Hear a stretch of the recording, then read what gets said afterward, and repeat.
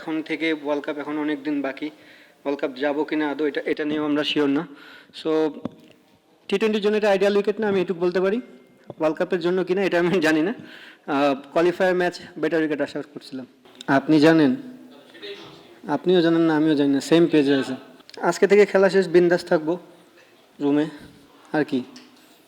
Recovery তো দরকার আছে, কারণ অনেক পরিশ্রম গেছে কয়েকটা ম্যাচ কন্টিনিউ, অনেক তাড়াহুড়ার মধ্যে আমরা কোনো ব্রেক পাইনি, প্লাস রিকভারি কোনো টাইম ছিল না। আপনি যখন ইন্টারন্যাশনাল ক্রিকেট খেলেন, একটা গেম খেলেন, দেন ব্রেক পান, রিকভারির সময় থাকে, স্ট্রেংথ অর্জনের সময় থাকে, বাট হোল বিপিএলে আমার মনে হয় না কেউ এই সুযোগটা পেয়েছে। স্পেশালি রংপুর টিম তো একদমই পায়নি, কারণ আমরা ব্যাক টু ব্যাক অনেকগুলো গেম খেলেছি। আনফর্চুনেটলি কোয়ালিফায়ার থেকে বাদ পড়ে গেলাম। সরি রংপুর যারা ফ্যান ছিল তাদের জন্য, তাদেরকে আমরা যে প্রত্যাশা তাদের থাকে সবসময় সেটা পূরণ করতে পারি নাই।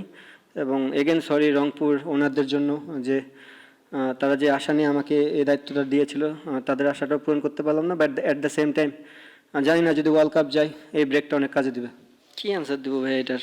টাফ দেখে দুইটা টিমই তো স্ট্রাগল করছে, এমন না যে ওরা 10 ওভারে গেম জিতছে, লাস্ট বলে যায় গেম জিতছে এবং 6 রান লাগতো, তার মানে বোঝাই যাচ্ছে যে উইকেটটা টাফ।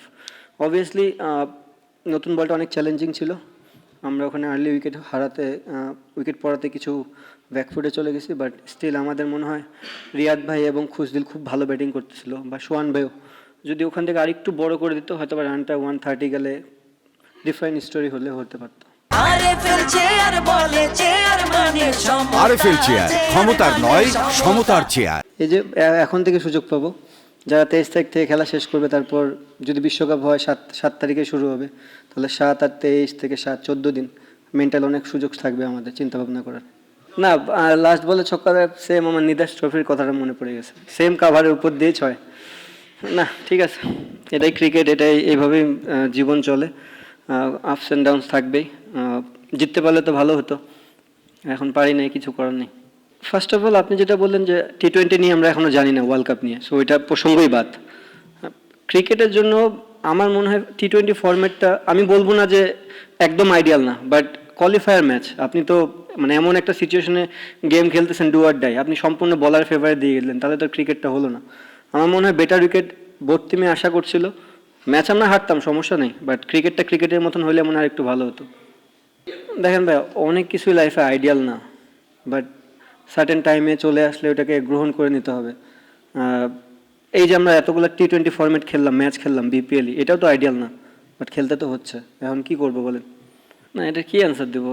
মানে সবাই তো বিপিএল খেলতেছেই, কিন্তু জিনিসটা এমন হতো যে খেলার বাইরে থাকতো, খেলতেছে, but at the same time যদি আপনি জানতেন যে আপনার গ্রুপ কে হবে, আপনি কোন দেশে যাচ্ছেন, এটা একটা হেল্প হতো। এখন যে জিনিসটা হাতেই নেই আমার, বা আমাদের ক্রিকেট ওভারঅল যতগুলো প্লেয়ার, আপনারা তো অলরেডি টিম জানেন যে কোন 15 জন যাবে, তো সেই 15 জনও এখনও জানে না যে আমরা কোন দেশে যাব বা কাদের বিপক্ষে খেলবো।